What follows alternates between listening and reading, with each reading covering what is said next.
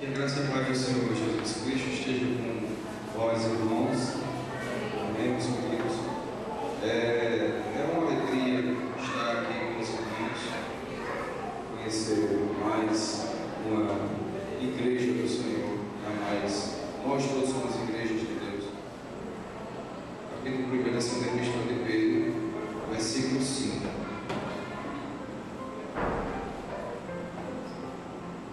Tem alguém aqui que ainda não é evangélico? Alguém aqui não é evangélico? Todos são evangélicos? Estão aqui? Sim, sim. Posso ler? Tem alguém procurando ainda? Não? Vamos lá. E vós também, pondo nisto mesmo toda a diligência, acrescentai à vossa fé a virtude, e à virtude a ciência, e a ciência a temperança, e a temperança a paciência, e a paciência a piedade, e a piedade a fraternidade, e a fraternidade o amor. Porque se vós houver e aumentarem estas coisas, não vos deixarão ociosos nem estéreis do conhecimento de nosso Senhor Jesus Cristo. Vai vir ler do 20 até o versículo 3 do capítulo 2, ok? Sabendo primeiramente isto, que nenhuma profecia da Escritura é de particular interpretação, porque a profecia nunca foi produzida por vontade de homem algum, mas os homens santos de Deus falaram inspirados pelo Espírito Santo. E também houve entre o povo falsos profetas, como entre vós haverá também falsos doutores, que introduzirão incobertamente heresias de perdição, e negarão o Senhor que o resgatou, trazendo sobre si repentina destruição. E muitos seguirão as suas dissoluções, pelos quais será blasfemado o caminho da verdade, e por avareza farão de vós negócio com palavras fingidas, sobre os quais já de largo tempo não será tardia a sentença, e a sua perdição não duvida. Amém, meus filhos? A partezinha primeiro é bem aliviada, né? E a segunda já é um pouco mais dura. E eu li esse primeiro versículo aqui, o versículo 5, para vocês, para a gente falar algumas características de que Pedro estava falando, porque ele tinha uma preocupação. Eu posso andar aqui, não posso ter problema, né? Ele tinha uma preocupação, Pedro. A preocupação de Pedro era que a igreja, né, apesar de já ter sido e ser considerada já pessoas salvas, ele estava preocupado que o povo estava se misturando com falsas doutrinas. Ouviam lá fora, ouviam dentro da própria igreja, e aí multiplicavam essas ideias e estavam criando a sua própria perdição. Então, no início do capítulo 1, ele começa ensinando a eles e mostrando e lembrando de novo, porque essa é a segunda epístola. Na primeira, ele começa falando mais sobre a questão da doutrina e que são salvos. Ele começa falando aí, lembrando, rememorando mais uma vez o que é servir ao Senhor. E ele disse: além da fé de vocês, vocês adicionem mais alguns aditivos. Quais são os aditivos? Primeiro, ele fala aí, acrescentai a vossa fé, a virtude. Depois da virtude, há o conhecimento, a ciência. Aí eu vou parar um pouquinho nesse aqui. Irmãos, olha, conhecer o mundo, conhecer as coisas, estudar, conhecer mais, isso não é ruim. Mas conhecer a palavra é essencial. Conhecer verdadeiramente a palavra. Porque a gente vê muita gente revelando aí, pregando falsa palavra na televisão. Não se assuste não no que eu vou dizer aqui, mas a maior parte daqueles programas de televisão que a gente gosta tanto, que são evangélicos, eles pregam heresias e doutrinas falsas e ensinamentos errados. E por causa do povo não conhecer a palavra de Deus, engordem e se engordam.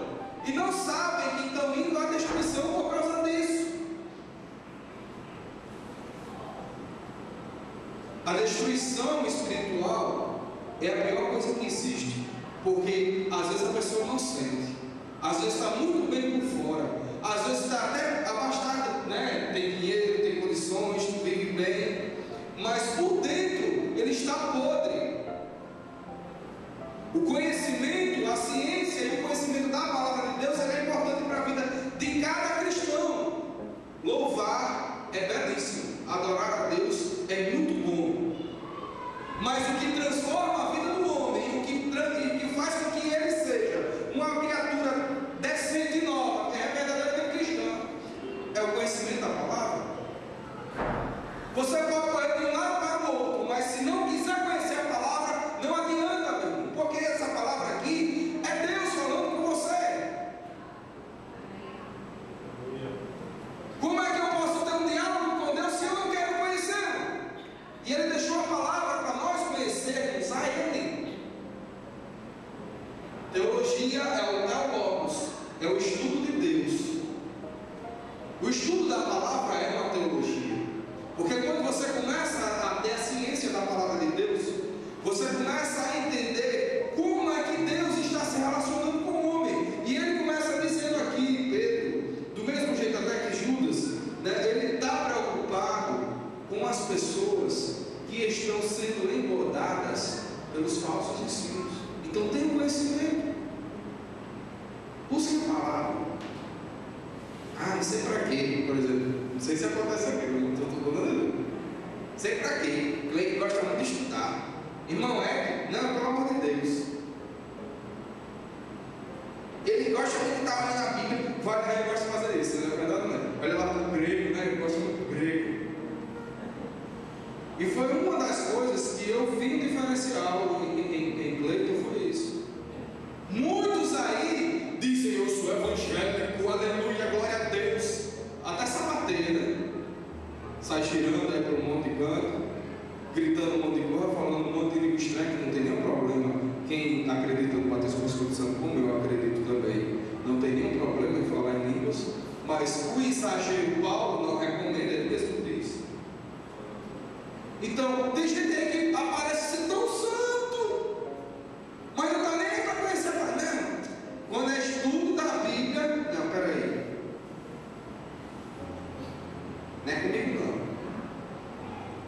Meu negócio é no flow, meu negócio é no show. A palavra é dura, mas é a verdade. O evangelho verdadeiro e essencial, ele está se esvaindo, ele está saindo das igrejas.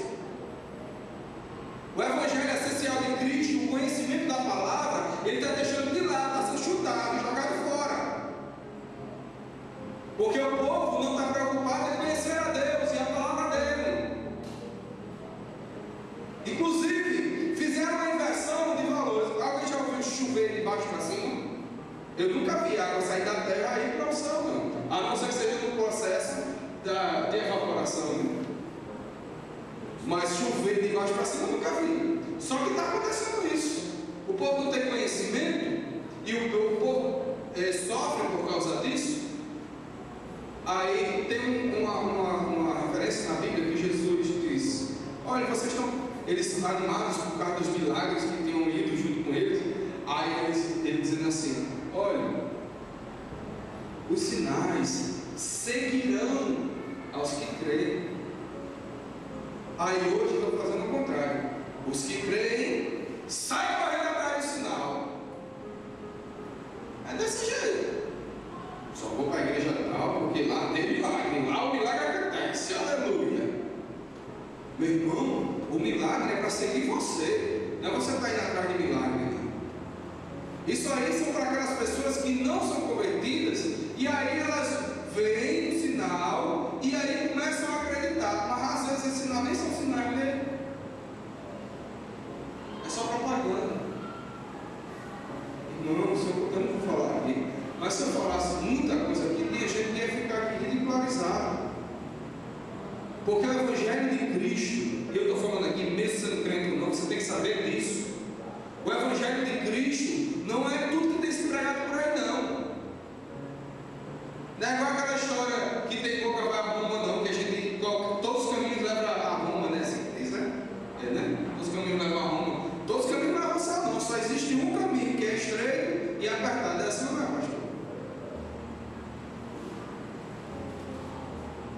Aí ele fala assim: e a ciência, você tem que ter conhecimento, mas junto com a ciência a temperança. O que é esse tempero, temperança, equilíbrio? Porque não adianta você ter muito conhecimento, aí você vai começar a julgar o povo. Porque tem gente que tem conhecimento, né, Bruno?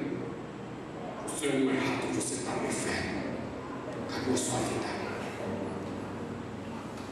Tem que ter temperança. Ó, é tanto que ele fala assim: e a temperança junto com a paciência. Você conhece a palavra, está estudando a palavra, com temperança e com paciência você vai ensinar o seu irmão. E essa paciência, ela tem que vir junto com piedade. E essa piedade com irmandade, fraternidade. E essa fraternidade, tudo é ágape. Acho que ele deve ter já comentado com vocês alguma vez sobre ágape. Ágape é a excelência do amor. E se for para hebraico, né? Ainda mais profundo ainda, mas no grego, ágape é a excelência do amor. Deus, Ele não quer que nós estejamos com um amor superficial, que é chamado de histórico. Deus não quer também que nós tenhamos um amor só fraternal, como ele fala aqui, ó, fraternidade. Não. Ele quer que imitemos a Cristo com amor incondicional, servir uns aos outros. Jesus disse desse jeito assim: olha, vocês não deviam chamar ninguém, mas ninguém, de mestre, porque só um é o vosso mestre, o Mashiach, o Messias.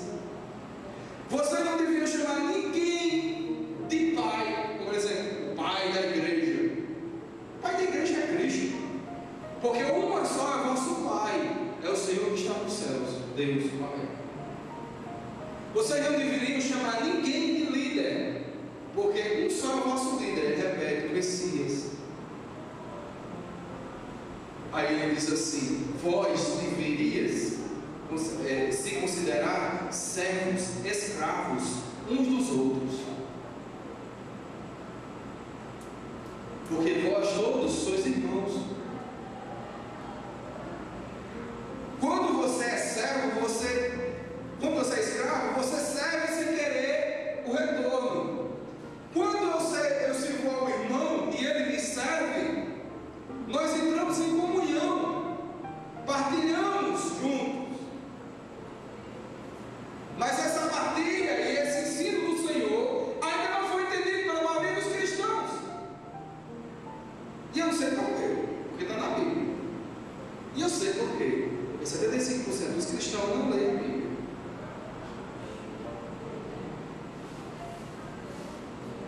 O que adianta eu pregar tanto uma coisa que eu nem leio, nem estudo? Eu prefiro uma revista popular, eu prefiro uma revista de fofoca, eu prefiro qualquer outra coisa, menos a palavra de Deus. Não adianta eu pregar uma coisa que eu não vivo.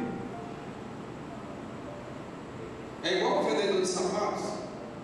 O vendedor de sapatos, se ele for vender o sapato sem conhecer, o cliente já conhece, já sabe. Esse aí está querendo empurrar para mim. Agora, se ele conhecer, ele vai lá na necessidade do cliente. Claro que eu não estou comparando aqui que Jesus é mercadoria, não estou dizendo isso. Mas eu estou dizendo que você tem que conhecer a palavra de Deus. Sabe por quê? Porque se você não conhecer, aí vai acontecer o que a gente fala aqui, vai falar no versículo 20. Sabendo primeiramente, ou seja, antes de tudo, a palavra original significa antes de tudo, sabendo antes de tudo, isto, que nenhuma profecia da Escritura é de particular interpretação. Eita, agora o problema está aí. Tem tanta particular interpretação por aí, que se você pegar uma particular interpretação em um versículo da Bíblia, você prova que Deus não existe.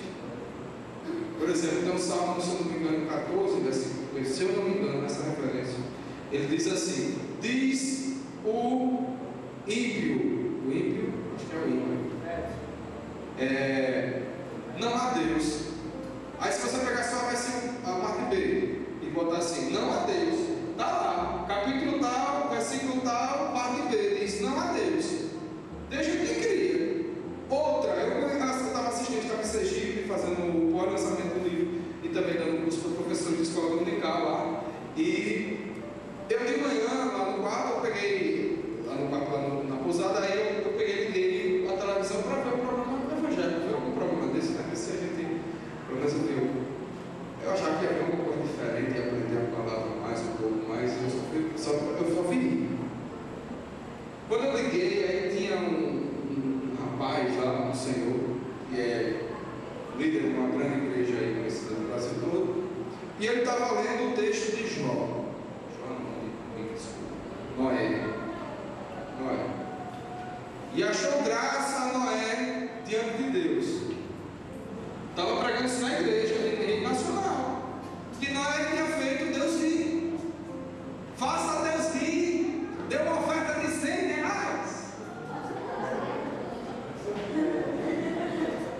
Vou dizer quem, mas você já deve estar imaginando aí algum deles, porque são muitos falsos profetas. Aí ele disse, faça Deus sorrir, sério. Parecia até aquela história lá no filme, né? Do Trocadilho, né? Que quem assistiu sabe. Que quer rir, faça sorrir, né? Pensando em morrer. E fazer rir, fazer Deus rir. Achou graça, ele achou o favor não merecido. Ele está dizendo que ele tinha achado, tinha feito palhaçada e Deus tinha rido, sabe? Falsa interpretação. A Bíblia não é de particular interpretação. Essa daí parece ser muito exagerada, mas foi a tradição. Tem muito conhecido que muita gente gosta dele, eu não vou falar o nome, né? Mas vou falar só nesse ar, BH. Ele disse, e o Verbo se encarnou em mim. E o Verbo se encarnou em mim. Eu vi ele falando isso, eu vi o vídeo. Está dentro das igrejas, está dentro de institutos. Existem institutos que pegam a Bíblia e dizem que tem uma teologia, mas na realidade eles têm próprias interpretações e distorcem a palavra de Deus. O negócio está sério, irmão. Quando Pedro estava avisando aqui, era Deus avisando a gente hoje também. Mas irmãos, é sério. Estou sorrindo, mas é sério. Isso não é brincadeira não.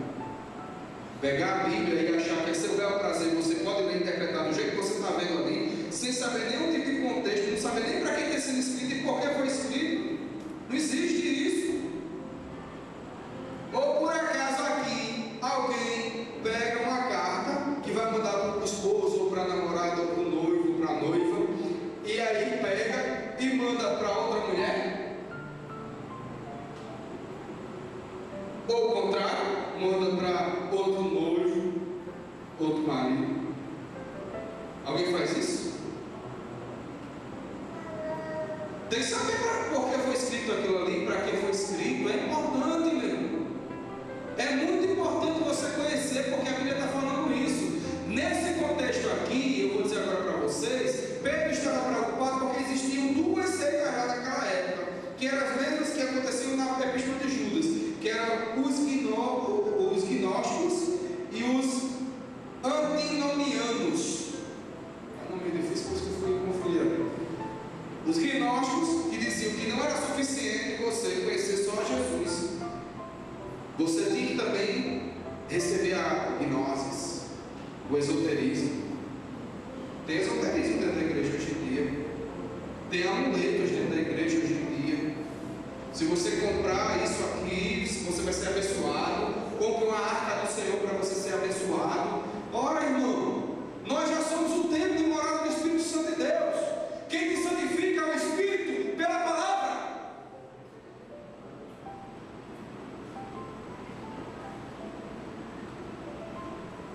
Quem vai te santificar não é nada que você compre, não. A palavra de Deus é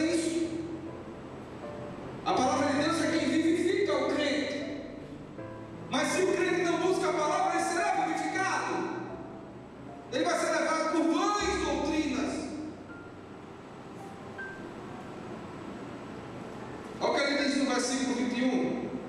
Porque a profecia nunca foi produzida por vontade de homem. Isso é muito forte. Não é por sua vontade nem por minha vontade, mas pela vontade de Deus, que é boa, agradável e perfeita, como já foi falado aqui hoje, sendo uma citação de Romanos 12, 2. A vontade de Deus é boa, agradável e perfeita. Foi por vontade dele que esta palavra está na sua mão.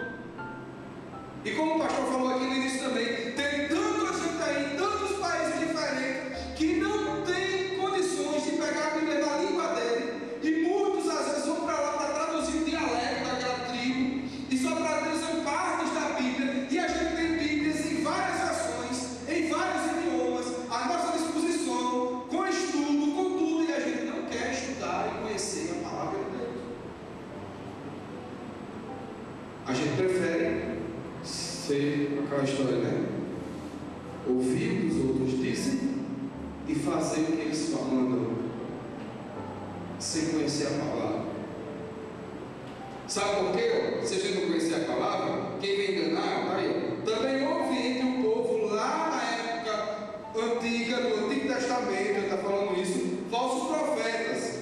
Como entre vós hoje, naquela época era falsos profetas, hoje são falsos professores, falsos doutores, falsos médicos, que introduzirão encobertamente heresias de perdição e negarão o Senhor que o resgatou, trazendo sobre si mesmos repentina perdição. Sabe o que os gnósticos estavam dizendo? Olha, a matéria, o corpo, ele não serve para nada, então você pode fazer o que você quiser com a matéria, você pode se prostituir, você pode fazer o que você quiser. O que vale é porque o espírito esse vai ser salvo. Então todo espírito vai ser salvo. Você, declarando a gnose e aceitando o esoterismo, que na realidade na época dos judeus era a cabala, né? Isso aí não tem nenhum problema, porque seu espírito está puro. Sabe aquele tipo de gente que gosta de estar na igreja, né? Aquela coisa santa, não sei o quê. Aí quando sai lá fora, a boca está lavando deste tamanho. Os pensamentos vão a mil, mas não pela palavra, mas por qualquer outro tipo de coisa. Sabe por quê? Porque não está parametrado e preparado com os calçados da preparação do Evangelho. A preparação do Evangelho, vou repetir de novo, é pela palavra. Avivamento, não existe tarde, como se fizeram já aqui, mas não existe tarde de avivamento, não existe. Isso é merchandising, isso é propaganda. Ou é avivado ou não é avivado. Ou estuda a palavra todo dia e a pratica, ou não é avivado. Só agora assim, eu vou fazer hoje à tarde um movimento espiritualista, ninguém vem, né? E na realidade é um movimento espiritualista. Não sou contra fazer movimentos de o batismo com o Espírito Santo, eu não sou contra isso. O que eu concordo é dizer que aquilo ali é uma tarde de avivamento. Sendo que quando começa e termina aquilo ali, a pessoa está do mesmo jeito, agindo da mesma forma, se conduzindo da forma errada do que era antes.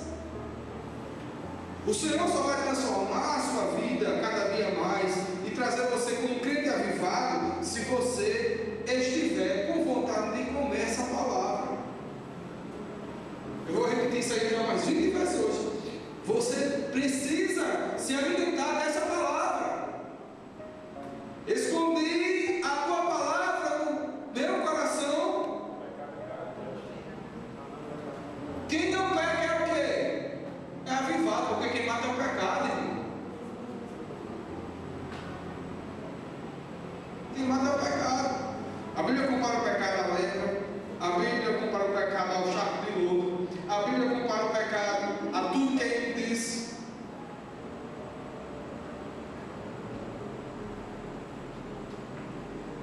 E muitos seguirão essas dissoluções, pelos quais será blasfemado o caminho da verdade. Quantas pessoas hoje em dia aí não blasfemam o nome de Cristo porque veem essas coisas? tarde mesmo, estava conversando, não dizer com a pessoa, mas conhecido meu, e aí postou uma mensagem que hoje em dia a moda é o Facebook, né? Eu tenho por causa da minha página na internet que eu escrevo toda semana, e aí ela colocou lá: olha, não vamos falar sobre como estou evangelizando, porque são homens de Deus, não sei o que, não sei o que. Aí eu disse para ela, vamos falar assim. Não porque o povo vai se escandalizar. A Bíblia diz, está lá em Coríntios 11, porque a gente se joga, eu só gosto de ler a partir do 23, né, que é na hora da ceia, mas não lê do 17 ao 22, que quando ele diz que é necessário que apareçam escândalos para que os que são bons sejam manifestos e os que são maus sejam extirpados. Então é necessário que nós digamos aí quem está enganando e quem está falando a verdade. Senão vai ficar calado. Tem um bocado de falso mestre, aí você tem que ter cuidado. Essa história desse evangelho do Ciro também assim de eu vou mexer não, porque ele é um servo de Deus ungido, e se eu botar a mão eu vou me queimar. Ei, eu não estou mandando você bater nele, nem você espancar, nem você fazer isso não. Eu estou dizendo aqui que a palavra da verdade tem que ser falada. Não tem nada a ver uma coisa com a outra. Esse negócio de sacerdócio levita, isso já foi embora, irmão. Aquela consagração com óleo, não sei o que, isso aí não existe mais não. Leia Hebreus 7. Aí depois você diz, irmãos, não tem razão. É só ler Hebreus 7. Hebreus 7 diz bem direitinho que o sacerdócio antigo foi-se embora e que o novo sacerdócio é o sacerdócio de Cristo, porque ele é o nosso sumo sacerdote. E nós todos hoje somos sacerdotes de nós mesmos. O pastor é o anjo da igreja. Sabe o que é o anjo da igreja? É obrigado a ensinar e a proteger. Olha a responsabilidade, pastor. A ensinar e a proteger.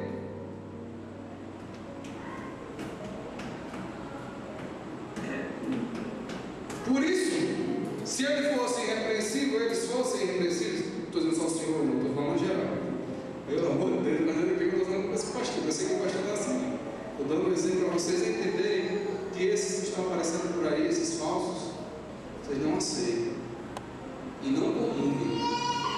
E aí, ele não diria ao anjo da igreja que está aí e ao anjo da... Só repreensão, viu, irmão? Você está falando, serve para vocês também entenderem que nós temos que conhecer a palavra e colocar e dizer assim: olha, me desculpe, mas se não é a palavra, meu amigo, você pode ser de onde for, mas você está fora, você saiu do evangelho. Sabe o que Jesus disse para os fariseus? Os fariseus eram judeus que conheciam a palavra. Eu duvido, não sei daqui, né? Mas eu duvido uma assembleiana. Eu sou da Assembleia desse que eu posso dizer. Eu duvido de uma assembleiana que conhecia tanto a Bíblia quanto o Antigo Testamento quanto um fariseu. Eu duvido. Mas sabe o que eles faziam? Eles colocavam fermento no que estava escrito. Lembra não que Jesus disse? Cuidado com o fermento dos fariseus, que eles pensavam que ele estava falando do pão que eles esqueceram lá na hora que ele estava viajando. O fermento dos fariseus são os adereços que se colocam no Evangelho, os amuletos que se colocam no Evangelho, as muletas que colocam no Evangelho. O Evangelho de Cristo não precisa de muleta nem de amuleto. O Evangelho de Cristo já é pleno e perfeito. Aleluia. Ele é completo. Precisamos entender isso. Precisamos entender que a palavra de Deus, ela não pode ser e nem é negociável. Mas, olha, eu não concordo com isso que a Bíblia diz, não. Então, se você não concorda, desculpe, mas não serve, você não serve por ele. A palavra de Deus, ela não pode reduzir nada. Isso aqui, não, olha, esse negócio, isso aqui que eu não posso fazer isso, não, isso aqui eu não concordo, não, porque eu faço isso. A palavra não é para se adaptar a você, não. Você tem que se adaptar à palavra. que ela não é de particular interpretação. É necessário, meus filhos, que nós tenhamos isso em mente. Eu vou repetir: conheça e prossiga em conhecer. Porque a gente já conhece a Deus. A gente aceita Jesus, a gente conhece a Ele. A gente começa a partilhar das maravilhas dele. Mas aí o segredo está em prosseguir em conhecer. Aí prosseguir em conhecer, olha, como dizem por aí, é papirando. Não é mais papiro, né? Papel, mas papirando, estudando, buscando, querendo. Senhor, eu quero conhecer mais a Ti. Aí, vou deixar para lá, você está procurando. Mas tem gente que não. Tem gente que não quer. E se tem alguém aqui que não quer, quando chegar em casa, pega a Bíblia, lê pelo menos um capítulo, medite. Sabe como que a vaca faz? A vaca, quando ela está se alimentando, eu gostava muito de falar palavras, eu também penso que eu gosto de citar umas. Quando ela vai se alimentar, ela engole tudo que tiver pela frente, aí vai para um estômago auxiliar que ela tem. Depois ela regurgita, vamos falar o nome, e aí começa a mastigar.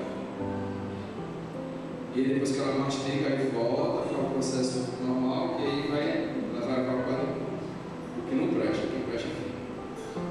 A Bíblia a gente tem que fazer assim também, com toda a leitura. Você vai lendo, vai lendo, vai lendo. Aí depois você para e começa a ruminar, meditar, mastigar. Daqui a pouco, aquilo que você mastigou vai entrar no seu corpo e vai nutrir você espiritualmente. E aí você está nutrido espiritualmente, pode vir quem for, você conhece a palavra.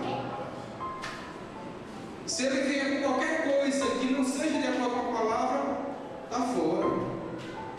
Não adianta você fazer desse jeito assim: Senhor, eu vou fazer agora aqui uma campanha de oração e vou orar aqui bem muito, 3 horas, para tu botar um campo de força no povo da minha igreja, para que nenhuma doutrina entre nos ouvidos dele. Meu irmão, me desculpe, não precisa disso. Só basta estudar a palavra, conhecê-la de verdade, e aí nós teremos proteção de Deus. Amém.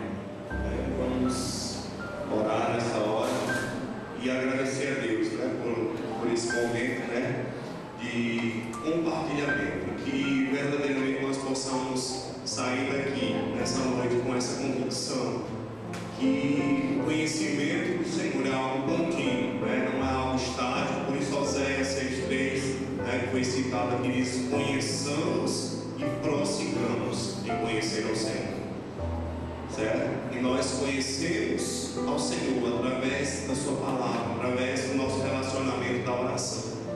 E se nós, né, rejeitarmos essa palavra, nós provavelmente, né, seguramente nós vamos ser engolidos por tantos falsos ensinamentos. Então, né, eu não gosto na verdade, de atingir, de falar de ninguém, mas em algumas situações, né, eu precisei me posicionar, né, e algumas pessoas me procuraram, né, em algumas coisas do programa de televisão, e eu disse: irmão, me perdoe, mas somos picaretas, né, porque a Bíblia nos ensina a examinar tudo e reter o que é bom, né, mas se nós não conhecemos a palavra, nós não temos condições de examinar, porque nós vamos, sim, né, degustar essas coisas, e se for confortável, nós vamos achar uma toalhinha tal, né? A gente não quer entrar em coisas, mas nós precisamos avisar, né? E nós precisamos realmente nos posicionar com mansidão, com tempero, né? Como foi falado com sabedoria. Então, né, às vezes nós rotulamos, né? Ontem eu estava conversando com o Paulo, aí o Paulo estava falando algumas coisas. Eu digo: peraí, lá na igreja não é assim não, né? Porque, né, a imagem que Paulo já tinha lá da igreja de um determinado local aí, onde realmente não é pregado o evangelho verdadeiro, né? Mas algo que envolve as pessoas, né? E quer extorquir as pessoas, e aquele evangelho imediatista: vem que você vai ser abençoado, né? Ou seja, procura a mão do Senhor, não Deus a bênção, mas aquilo que Deus, né,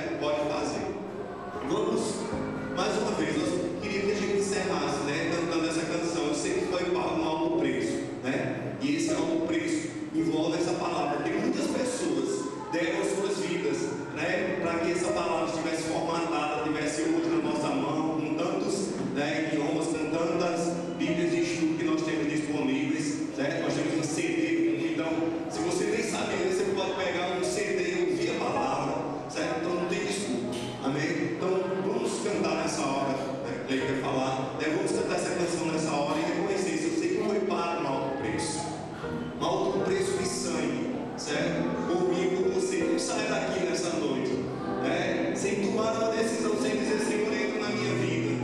Não saia daqui nessa noite, certo, Paulo? Sem dizer, Senhor, eu quero fazer uma aliança contigo.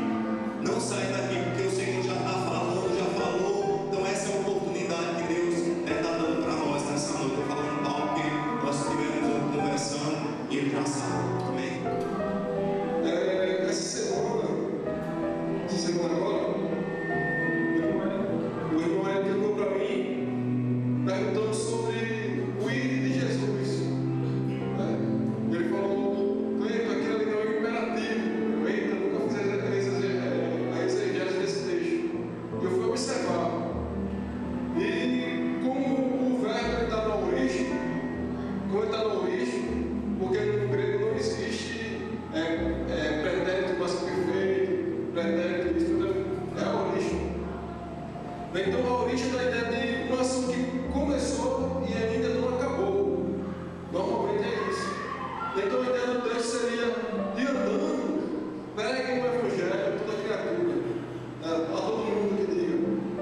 Então eu vou parafrasear: por onde você for, onde você estiver, você pode pregar o evangelho.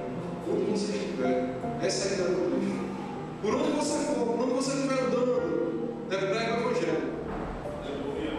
Então não podemos cruzar os braços, temos que ir ao campo, temos que anunciar o evangelho por onde quer que estivermos passando, para que pessoas usufruam daquilo que temos usufruído, a salvação, a paz que Jesus pode nos dar, a restauração, a reconciliação, o conforto, o consolo que o Espírito Santo tem para nos oferecer, conquistado por Jesus na cruz. Ele está disponível a qualquer momento. E da mesma forma que Ele nos disponibilizou, Ele nos chama para que outras pessoas experimentem aquilo que temos experimentado. Amém? Queria que a gente pudesse dar as mãos, né? Algumas pessoas